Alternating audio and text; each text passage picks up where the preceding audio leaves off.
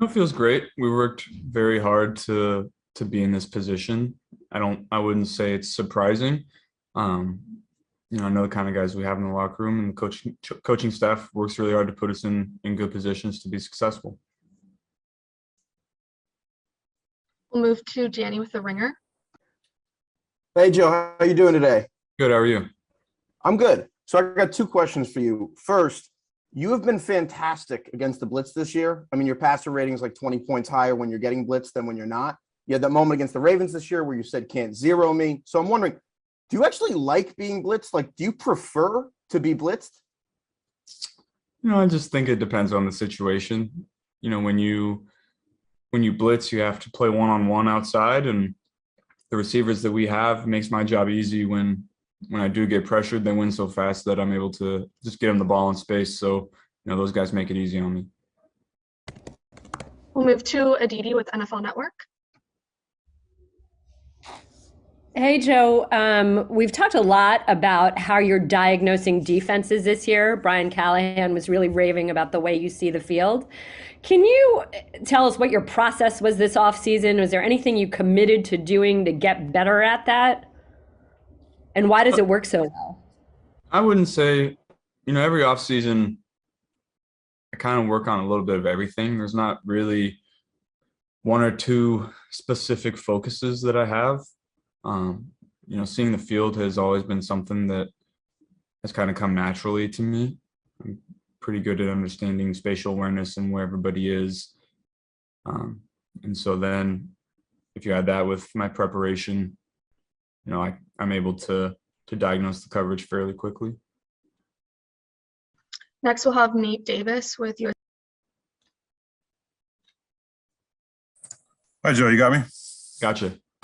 I just wanted to, it seems like a fun topic going into the week is just people talking about your persona and the swagger and all that, the glasses, the chain, et cetera. Can you just talk about from your perspective, does that go back to high school, or where did you cultivate that? Or is that just something that's come naturally to you? But I mean, I think people are pretty interested in just kind of where you get the swagger. Yeah, I don't know. I don't really consciously think about it. I just wear stuff that I think I would like. It's not like I'm shopping and be like, oh, everyone would love this. I just have always kind of not cared what anybody thinks about, what I wear, what I do, and just wear stuff that I like. Next, we'll have John Crick with the Toronto Sun. Hey, Joe. Given that your dad played professional football up in the CFL for several years, two questions on that. Do you have any favorite memories your dad would tell about Canada or the CFL? And secondly, when you left Ohio State, uncertain even about your college career, was the CFL maybe an option for you? Were you in your mindset at some point? He would always tell me stories of the Grey Cups that he played in. So that was always fun to hear about. That was always kind of in the back of my mind if I had chosen to pursue that route. Maybe I didn't turn out to be as good as I was.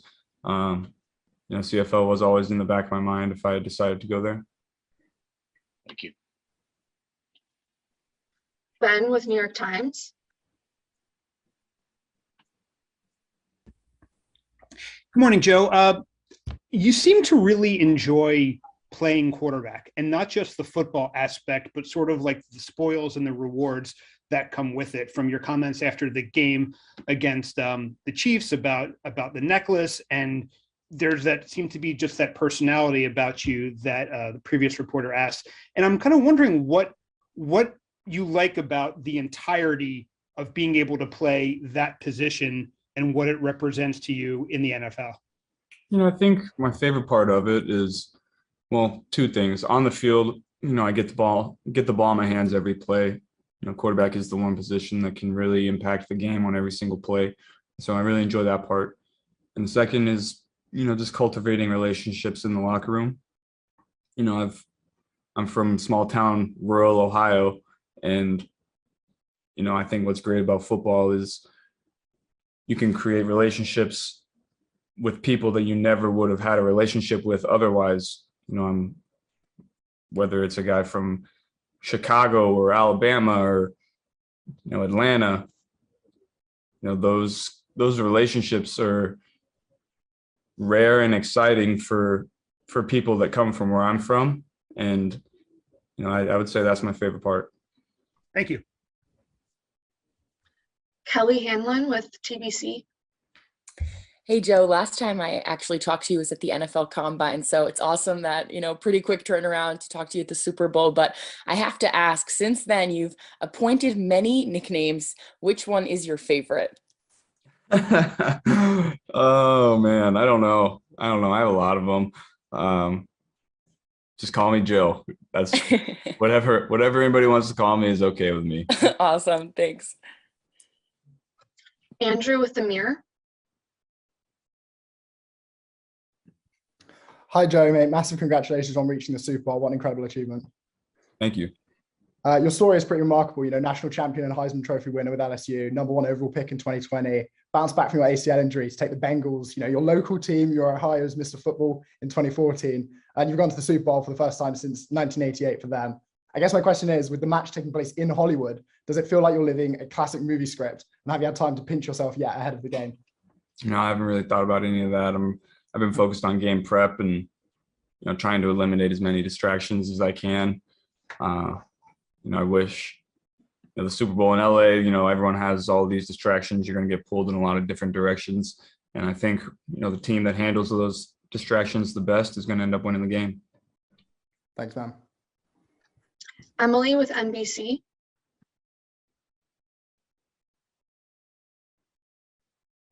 Unmute. Can you hear me? Gotcha. Hello? Can you hear me? I gotcha. Oh, okay. Hi, this is Emily from Access Hollywood. I'm sure you know The Rock posted a photo of you and him side by side in similar looks, but who do you think wore it better? And who is your celeb crush?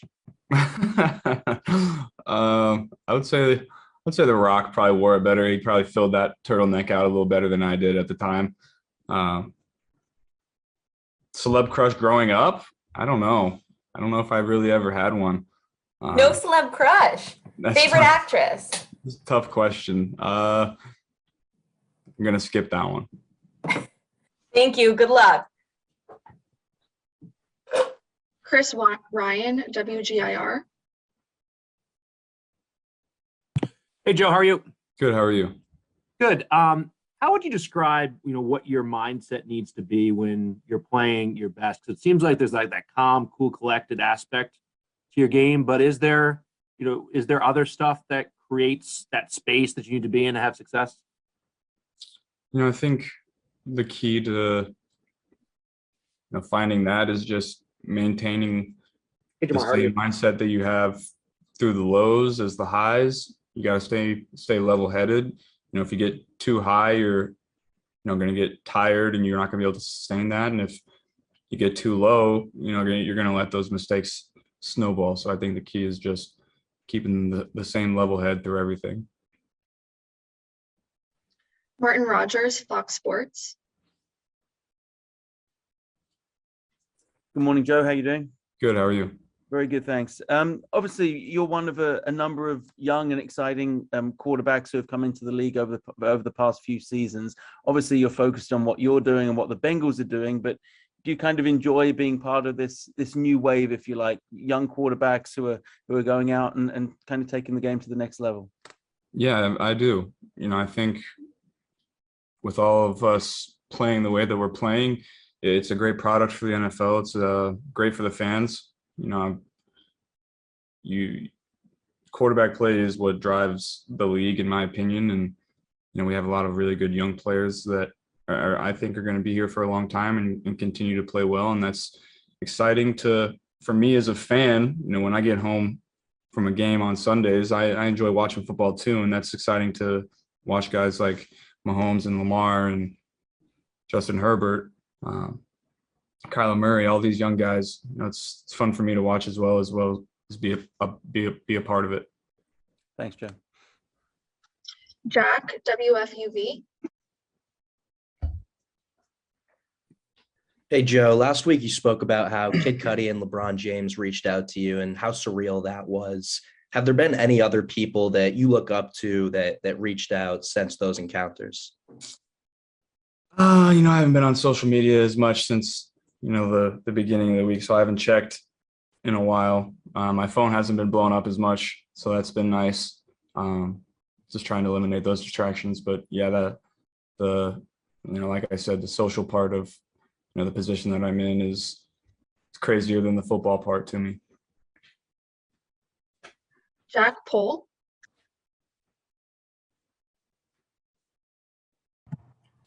Joe, looking back at your high school, obviously you're a grown man, mature now, but is it the same jitters? Is it the same, you've obviously played in big games in high school. Does any of that stay the same, or does everything change as you go to college and pro?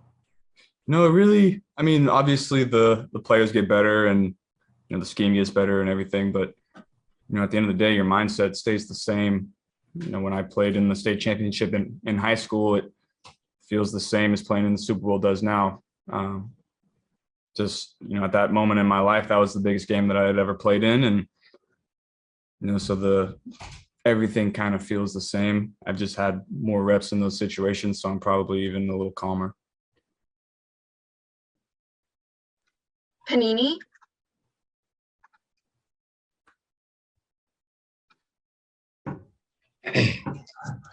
Hi, Joe. Congratulations on making it to the Super Bowl. Thank you. My question is, what sort of advantages do you feel like you have with Jamar, having played with him in college? No, that's a really good question. Whenever you have to get to know a new receiver, it's always tough at the beginning because you have to, learn how he's running routes. He needs to learn the velocity and placement of your footballs. And, we already had that coming in, and we already knew how to talk about the routes that we missed, and we would get it corrected very quickly. So it's a big advantage when you already have a relationship with, a new receiver that you have. Thank you. Good luck at the Super Bowl. Thank you. Teresa Walker. Joe, good morning. Finishing your career in the LSU, in the SEC, getting to a college football playoffs and winning a national championship, how much did that maybe help your transition to the NFL? And when you look around the roster, there's a bunch of SEC guys on that roster. How much does that SEC experience maybe help all of you at this stage of the NFL season? Yeah, I would say it helps a lot. I would say guys that have played, in the SEC and the Big Ten, they have a better feeling of what the NFL is going to be like, the speed of the game, the physicality of it, than guys that might have played at smaller schools. So I would say that's an advantage that we have. Al Butler, UPI.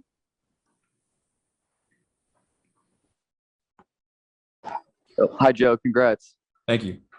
I was curious this year, there's some young coaches here in the Super Bowl. I kind of wanted to know what the impact was on Zach's youth with the Bengals. And was there a certain point this season where you guys kind of felt like you should leave what happened in the past with the franchise as far as struggles in the playoffs, and you guys are looking at this as just a new team and looking to make your own set your own path as a franchise? I would say nobody even really realizes how young Zach is, really. He does a great job of commanding the room, and I would say the only time you notice it is when he's, relating to the players. He does a great job of doing that, like you would expect he would. And, honestly, we've never even spoken about the playoff drought once this whole season. I think we have a really young team that doesn't really even understand, the historical significance of what we're doing. We're just out there playing football and, getting better while we're doing it. Thank you. Stephen Holder.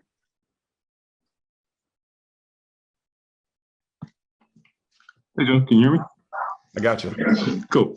Hey, you're a smart guy, so I think you probably get this. I'm wondering if you have any sort of perspective on, these are such elusive opportunities, getting to a Super Bowl, and here you are in year 2 doing this. Do you kind of have any sort of perspective on just, how this has happened so fast, but at the same time, you have no idea if and when it ever happens again. Just what do you think about when you sort of, collect all that? Yeah, you got to take advantage of your opportunities when you get there. You see guys who go an entire career without ever even getting to the Super Bowl. So, when you do get there, you really have to, hunker down and take advantage of those opportunities. And I think we have the team that's capable of doing that. We've have a really good week of practice, and excited to iron some things out next week in practice. And I think we're doing a great job of eliminating the distractions that come with the Super Bowl. And it's just going to get heavier when we get to LA, but I think we have the guys that are capable of doing it. Paul, The Athletic.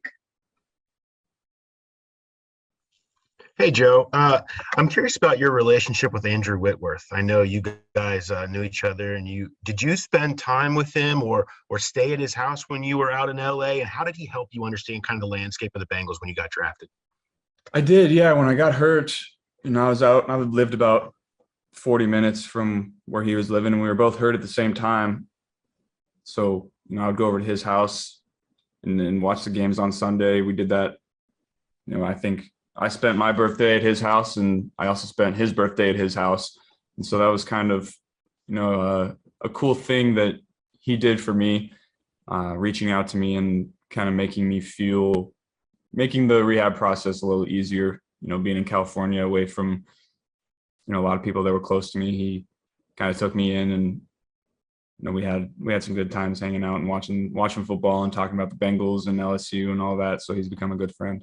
What did you learn about the Bengals? What did you learn about the Bengals from him that maybe you didn't know? I'll keep those conversations private, but he had a lot of insight that I think was helpful for me. Jim, ESPN.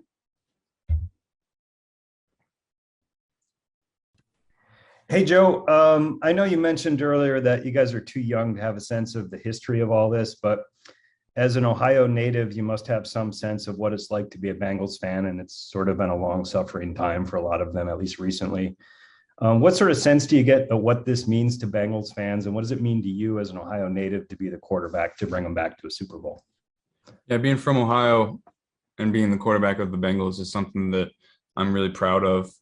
Growing up, there really weren't a lot of Bengals fans in high school and in middle school and growing up. It was all Steelers and Browns.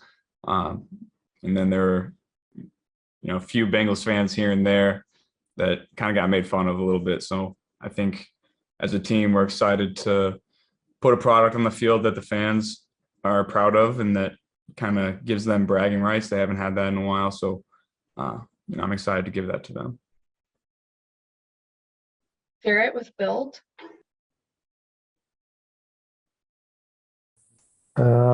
Hi, this is third Super Bowl for the Bengals. The first two were against the 49ers.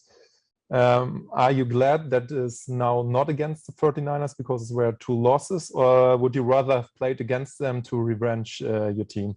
I think that, the first two were in the past. I would have enjoyed playing against my, I got some good friends on the 49ers that I would have enjoyed playing against.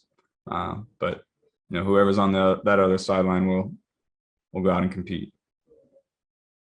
Cassidy Wood. Hey, Joe, how's it going? Good, how are you? Good. Hey, so I cover the tri-state area. I cover Athens as well in the Plains. And you haven't been quiet about, your guys' mutual support for one another. So I guess my question is, what's maybe a message that you could give to the people back home now that you're at the Super Bowl?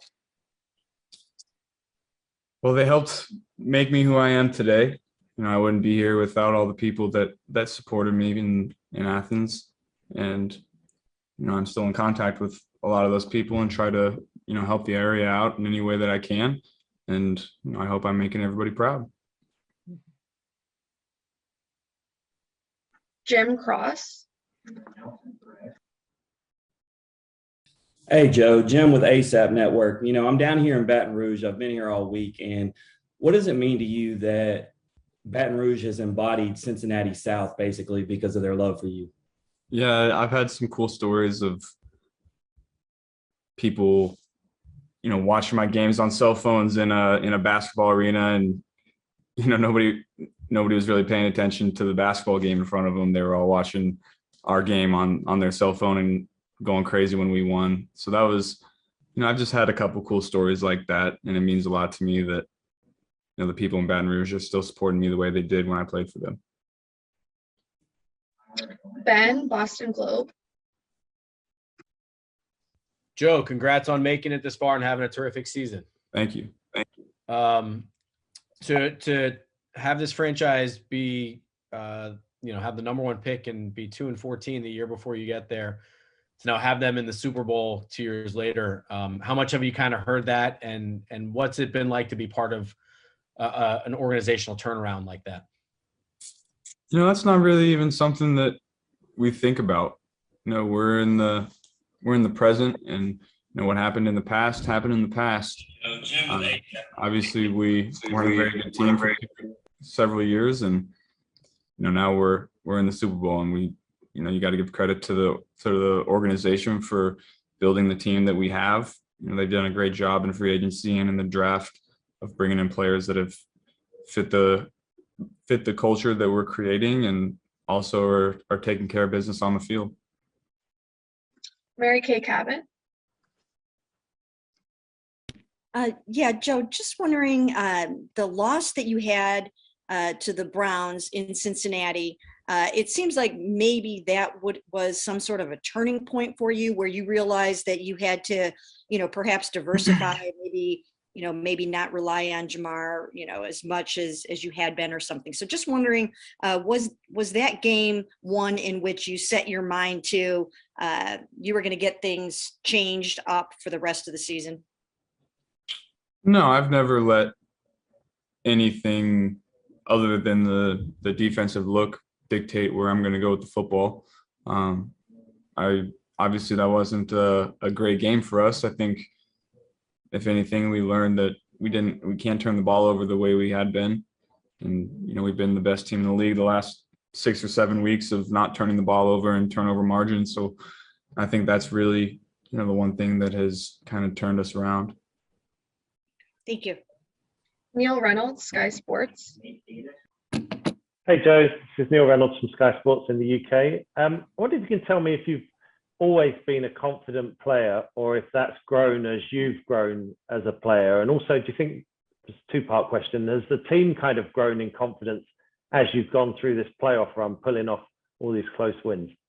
I've kind of always been a confident player, more so now than I probably ever have been before, because feel like I've proven to myself that I can play at a high level at this level of football. At Ohio State, I was still confident, but not as confident as maybe I had been in the past and would have been in the future.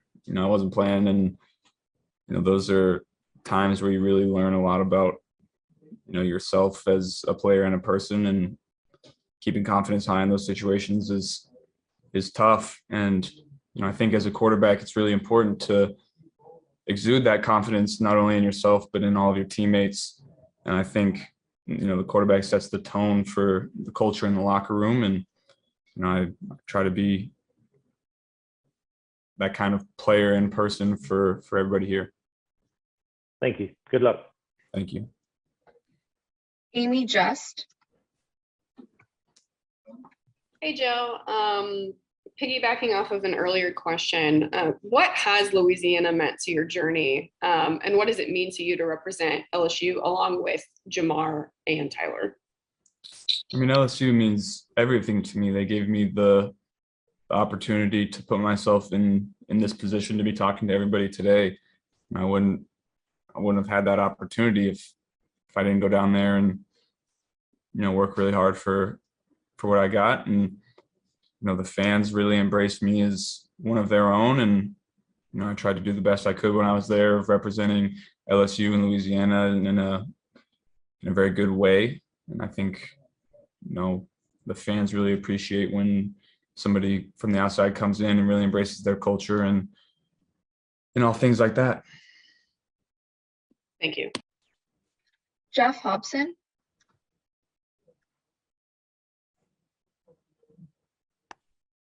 Hi, Joe. What's up, Hobbs? I am not from Access Hollywood, but I wanted to ask you about. It was probably about a year ago you started working with Nick, and I know how arduous and I know how arduous the journey was, and I just wondered if you could run through your relationship with him and just how tough it was. Yeah, it was a long and grueling process, and Nick really helped me get back to the player that I was before. I wouldn't be having the season that I had without him, and all the hard work that he put in. I really appreciated everything that he did for me. He put vacations and all that on hold to help bring me back to the player that I was pre-injury, and so I owe a lot to Nick and his hard work this offseason. How much time do you think you spent with him compared to maybe family members, girlfriends? I mean, what do you Oh, way more than everybody else. I saw Nick for 2 or 3 hours every day for 8 months. Thanks, Joe. James Tatum. Hey, Joe, how's it going today, man? Good. How are you? I'm good. I'm just wondering, because you guys as a team have been playing very confident, and you have a very confident, charismatic way you play the game. So how do you feel like you rub off on your other teammates and help your team have the highest confident level that they can have? I think it starts with, building that locker room culture, everyone having, the utmost belief in everybody else that they're going to get their job done. I think, as a quarterback, I'm not afraid to make mistakes because I know our defense is going to pick us up if I do. And so that allows me to go out and play freely and not be scared to throw an interception or miss a throw because I know our defense is going to pick us up. And I think, our defense plays the same way, knowing that the offense is going to pick them up if they're down. And so I think we just play great team football together, and that starts with the culture in the locker room. Awesome, Joe. Thank you very much. Good luck. Thank you. Eric Wilson. Hey, Joe, I really appreciate your time. Thank you so much. Kind of piggybacking off what you just said, can you speak to the culture that both you and Zach Taylor have kind of created with this Cincinnati Bengals team and what has led you from, 2-14 to where you're currently at?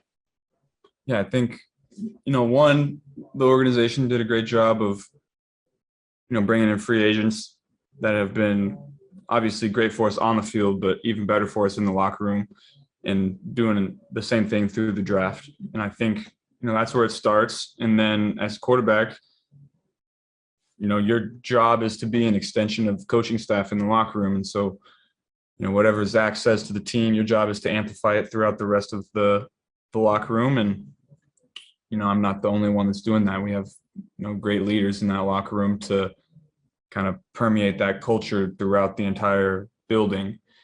And really, that's a rare thing. I haven't been a lot of places that have that. And I think that's really what breeds championships is, me being able to sit down with, I feel comfortable sitting down with anybody in the locker room at lunch and having a 10-minute conversation with them. And, it's really rare that, everybody feels comfortable doing that.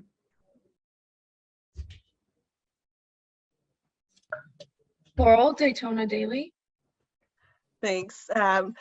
Dayton Daily News. But you've a lot has been said about T. Higgins and Jamar Chase since they've been drafted. But what does Tyler Boyd mean to you specifically, and what has he done for that wide receiver group, just with his experience being with this team for a while now? Yeah, Tyler is a very underrated part of our offense. I wish he would get more love because he's one of the best slot guys in the league. He really understands what we're trying to do on each play, and he's always where I expect him to be.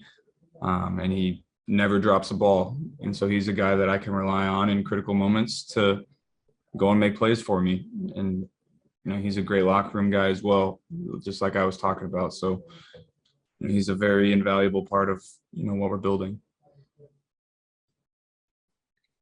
Mac Brown.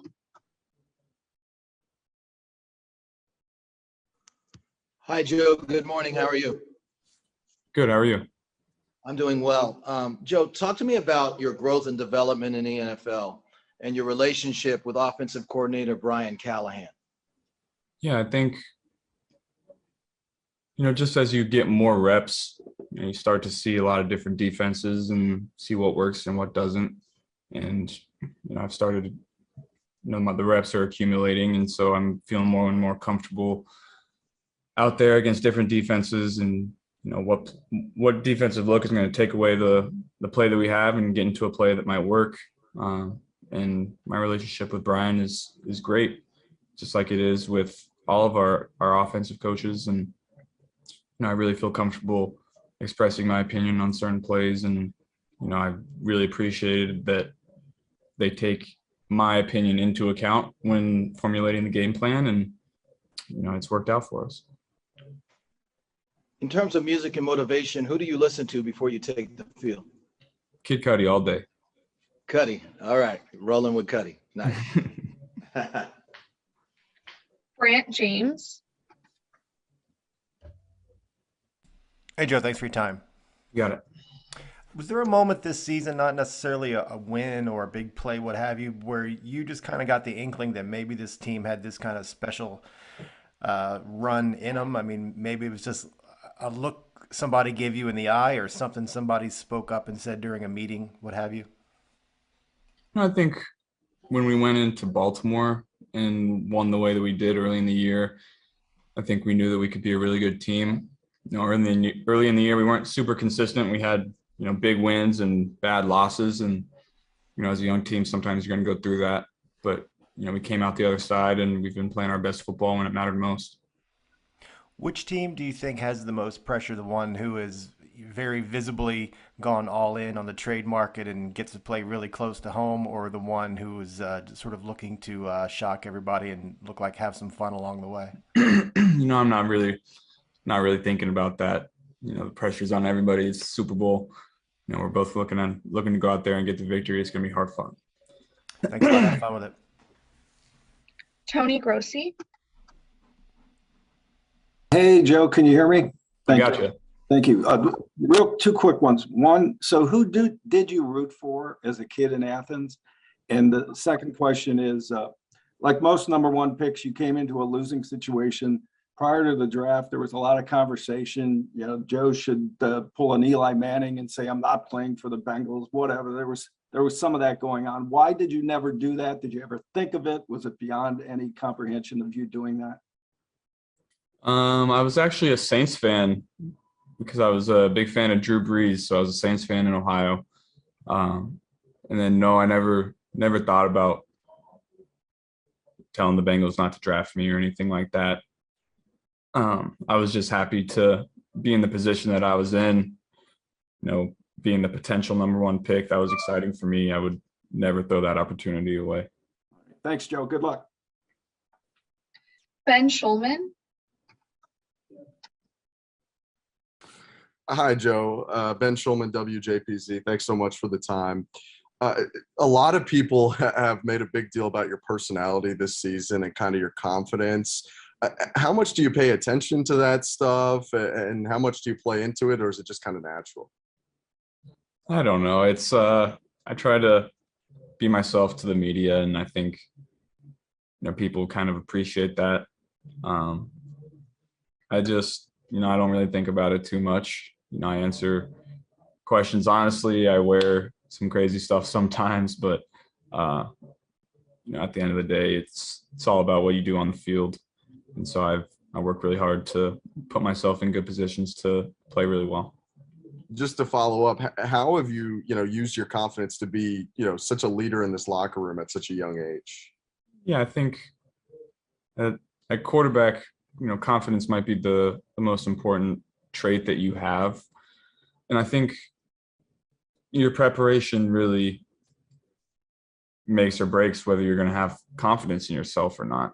I wouldn't have as much confidence in myself if I, didn't work hard in the off season and didn't watch any film throughout the week and went out and had bad practices and didn't care. But, I know I work really hard to put myself in good positions. And I also know that everybody else on our team and our coaching staff works really hard to put everybody in good positions to go and make plays on Sundays. So that's why I have the most confidence in our guys. Thank you. Mitch McCartney. Hey, Joe, how you doing this morning? Good. How are you? Good. So, obviously, you were held back there at Ohio State, not getting playing time. And I just want to know, how much of your young career do you owe to Ed Orgeron and the LSU Tigers for going down there and doing what you did? Yeah, I really wasn't very good coming into college. And I knew that I was going to have to get better. I came from a really small school in high school, and it was kind of a culture shock when I got to Ohio State and realized how good everybody was. So I knew I wasn't going to play early, but I worked really hard, and they helped develop me to the player that I am today. So I owe Ohio State quite a bit. But then, Coach O gave me the opportunity to continue to build my skills and, show them off to the world. And so I owe Coach O my whole career because, without him and without LSU, I wouldn't be sitting here today. We got something. Rachel Lindsay. All right, we got something. Yes. Okay. Hi, Joe. How are you doing? Good. How are you? Very, very good. Okay. I think it's been really fun to see these old tweets come up on social media where you talk about bettering yourself as a player and going to camps and getting your name out there. Fast forward to now, you're on this stage where you are, which is such an accomplishment. What would you say to your younger self? Or better yet, what would you say to the young, players that are coming up, that are looking up to you and giving them advice? Yeah, I would say focus less on,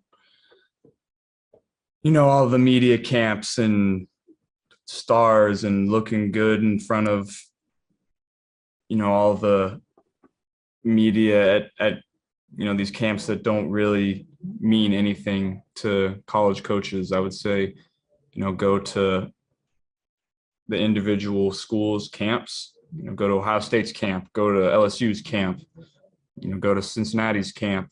Don't worry about all these Elite 11s and all that. Focus on getting better. Focus on, don't have a workout and go and post it on Instagram the next day and then go and sit on your butt for 4 days and everyone thinks you're working hard, but you're really not. Work in silence. Don't show everybody what you're doing. Let your game on Friday nights and Saturday nights and Sunday nights show all the hard work that you put in. Don't worry about all that social media stuff. Right. And you've already shared your jersey with Kid Cudi. What else are you looking forward to sharing with fellow Ohioans and just as you're taking them on this journey? Well, I hope we can bring everybody a Super Bowl. That would be the most exciting thing for him, I think. Ryan Campbell. Good morning, Joe. Just wanted to ask, what has the impact of Dan Pitcher been on you early in your career? And, what's it been like working with him so far, so early on to get to your point now? I couldn't have asked for a better quarterback coach. He really understands what we're trying to do and comes up with a great plan for me to go out and be successful on game days. And, he also, when I need to vent a little bit, he sits there and listens to me. And so that's, you have a coach that isn't gonna put you down and lecture you all the time. Sometimes as a coach, you just need to listen to a player vent a little bit, and he not only does that, but comes up with if I ever have a question, he comes up with the answer right on the spot. And so that's I really couldn't have asked for a better situation. Awesome, thank you. Chris Rankel. Hey, Joe. You want to treat every game like it's another game, but this is kind of the biggest game there is in football. I'm wondering, with all your relationships you have with prior guys who have played in this game, have they given you any specific advice about how to handle this stage and playing on this stage? Yeah, you just keep hearing about trying to eliminate the distractions of the Super Bowl and, being able to, focus in on what you need to do every day at practice to get better, and then, handle the media stuff when you need to handle it, but try to put all that stuff on the back burner, let everyone else handle your tickets, just focus on what you need to do. Thanks, Joe. Flo Dazan, Germany. Hi, Joe. This is Phil Hauser from the Zone Germany. Congratulations making to the Super Bowl. Thank you. I have one question regarding also your receiving core. Last year, you in comparison to this year, you doubled your numbers regarding the big plays, completions, and yards per pass. How do you see this development? Well, I think we drafted a guy named Jamar Chase. He's been pretty unbelievable for us with those big plays. And then, T has really become one of the best receivers in the game down the field, running past people, jump balls. And so I really have, those guys to credit for that yards per attempt. Those guys have been incredible. And then the offensive line has given us, enough time to make those plays. So, credit to those guys. All right. Thank you. Franco with the Spanish Bowl. Hi, Joe. Can you hear me? Gotcha. Okay. Knowing how the match against the Titans went, how do you think the matchups against the Rams' powerful defensive line will go? I can repeat this. You cut out a little bit. Can you start again? Yes, sorry. Knowing how the match against the Titans went, how do you think the matchup against the Rams' powerful defensive line will go? Yeah, they're a very good defensive front. It's going to be a challenge for our guys, but they've worked really hard to put themselves in this position, and I know that our coaching staff has a great plan for them that they're going to be able to go out and execute. But obviously, guys like Aaron Donald, Leonard Floyd, Von Miller are guys that are going to get pressure. So it's going to be how, one, I handle the pressure, how I'm able to get the ball out of my hands and get it to my playmakers in space, and two, how we're going to be able to handle them up front. And I'm have the utmost confidence in our offensive line to make it happen. Thank you and good luck. Thank you. Tino, Spectrum News 1. Hey, Joey. I just asked Jamar to rank his top 5 on the team, and I'm sorry to let you know that you didn't make the cut. How does that make you feel? And then he gave you about a 7.5 on the style rate right now, with room for improvement. I'm sorry, when you said to rank what, I didn't hear. You cut out a little bit. You didn't make the top 5 on the team. He top gave you a 5 7 point of most stylish guys. Oh, well, that's pretty disappointing. He gives me a lot of compliments in how I dress, so might have to talk to him about that one. But yeah, obviously you've been asked this a million times, between you guys, and your college connection, but it just seems to be growing more and more. How important is it for you and Jamar to essentially get off in this game and get off to a fast start to pick up this win and bring Cincinnati his first Super Bowl? Yeah, I think, just going into the game, trying to figure out how they're going to play him. Some teams feel comfortable about playing him one-on-one and other teams don't. So we're going to have to see. If they try to take Jamar away, we have T and Tyler and our tight ends and our running backs. And we have a lot of weapons that are going to go out there and make plays. And then just one more. Obviously, you bleed Ohio, so I think the nation has kind of rallied around the Bengals this year. Do you feel like you guys have the support of the nation in this game heading into the Super Bowl? And what does it mean, the Ohio against the world mentality? Yeah, I think it's been exciting for us to see the Bengals in the news a lot. Growing up, it was nobody really ever talked about the Bengals too much. And I think it's exciting for us, exciting for the city that, the Bengals are starting to, people are starting to realize that we're a really good team and an exciting team as well. This will be the last one, column with Irish NFL. Hi, Joe. Greetings from Dublin, Ireland. The Bengals have a massive fan base over on this little green island. Really? Oh, yeah, big fan base over here. Look, you come from a long heritage of great athletes. I know you talked about your grandmother, I think, dropped 82 points in a basketball game at one point. Can you talk to us a little bit about the importance of family in your journey? Yeah, I have, the best family I could ask for. I've been through a lot in my football career. I know I'm a young guy in the NFL, but I've been through high school and college, and been through a lot of adversity, and I've really leaned on my family to help me through those moments.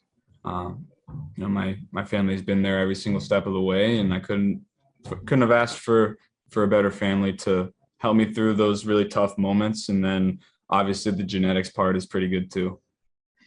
Brilliant. Good luck on Sunday. Thank you. That's everything from us. Appreciate your time. Awesome. Thanks.